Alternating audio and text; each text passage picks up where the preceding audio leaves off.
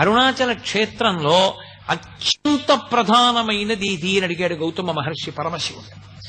ఇక్కడ నేను చాలా తొందరగా ప్రీతి చెందేది దేనికో తెలుసా?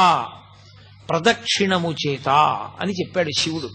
ఇక్కడ ప్రదక్షిణం చేస్తే అసలు దాని వలన వచ్చేటటువంటి ఫలితాన్ని చెప్పడం సాధ్యం కాదు. అది ఎంత ఫలవంతమో రేపు మీకు చూపిస్తాను.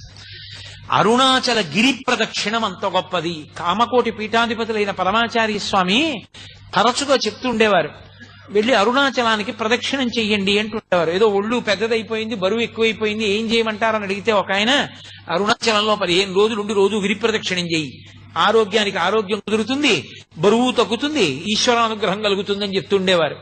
అంత గొప్పది గిరి ప్రదక్షిణం. రెండవది అరుణాచల జ్యోతి. అరుణాచల జ్యోతి అంత గొప్ప